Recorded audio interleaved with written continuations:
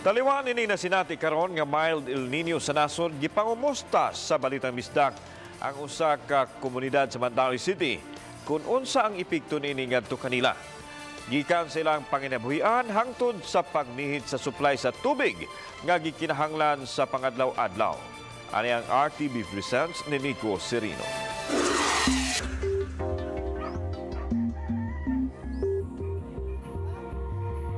Nagpista ang sitio San Jose sa Barangay Hagubiao, Mandaue City, dihang amo silang gibisita kagahapon. Ang mga residente, busy sa preparasyon sa ilang tagsa-tagsa nga hikay, halad sa ilang patron, kundiin nakapangan ang ilang dapit. Apan ang uban, lahi isab ang gikabisihan. Sama ni Patrick, nga misiguro nga makasag-ob ng daan og tubig. Hinay man ang agas, apan nagkugigid siya og paabot nga mapuno ang iyang sudlanan. Kung mabuntag sa ilang lugar, hinay gyud kaayo ang agas sa ilang gripo. Normal kuno kini matag adlaw, apan nabantayan nila nga daw sa mas mihinay pa ang agas karon nga ting-init. Arang-arang hinuon ang agas, mahapon o gabii, kay menos naman sab ang mugamit. Importante jud kayo. Ingon pa nila water is life gud kuno. Importante gud kayo. Sahod gud kayo, ang sahod na lang. Daghang factors ang nakita nila nga hinungdan nganong hinay ang agas sa tubig.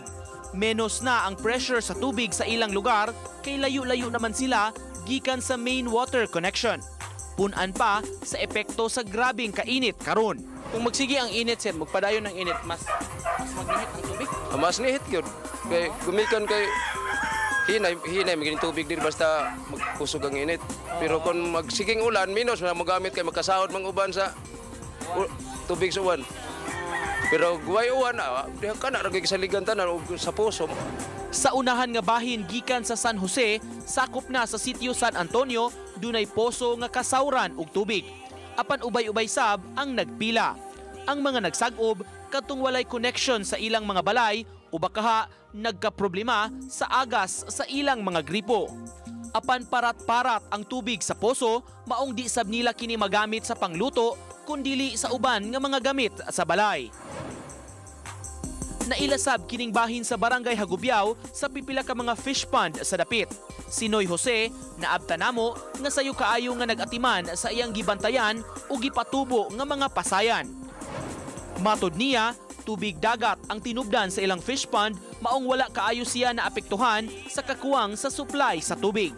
Nagsabo pa nga sige init, nya mag-uwan, madaot gyud ang pangabuhi ana mo diri sa fish pond. Mga tay man ang pasayan. Magkaluyas Ginoo nga wa mag-uwan. Karon naman nag-uwan. Manong pag-harvest lang mo karon, may ragdagan.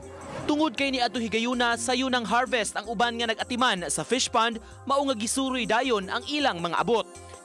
Kining mga dagkong pasayan o pansat gibaligya og tag 400 pesos ang kilo, samtang 350 ang kilo sa mga alimango.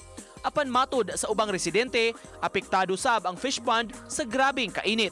Gisigundahan sab kini sa taga Mandaue City Agriculture Department nga nagmonitor sa sitwasyon sa mga fish pond sa Dakbayan. Mas minus kay tungod sa kainit lagi. Diferensya kayo. Lahi ra gyud sa walay bitay El Nino, di kay init tanan. Nagkarong harvest karon, na sa una daghan man gyud sila. Ito mga matay magura uban basta init kayo. Slow ang iyang growth, inyo makita nato na aday manglutaw because sudden change of temperature from init mupadit uwan, so mao niya siya mamatay. Matud hinuon sa mga opisyales sa City Agriculture, sa pagkakaron wala pa kaayoy natala nga grabe nga danyos sa agrikultura gumikan sa El Nino. Manageable pa kung ilang mahulagway kay ang Mandaue dili man agricultural area. Sagad sa mga mulupyo, urban gardening ang gihimo kay wala may mga dagkong yuta sa kabukiran, itandi sa Cebu City. Kaya mga drought tolerant bitaw nga varieties nga di kay kinahanglang water. Although ang atong vegetable need man yung water pero naa sila mga rain catchment food.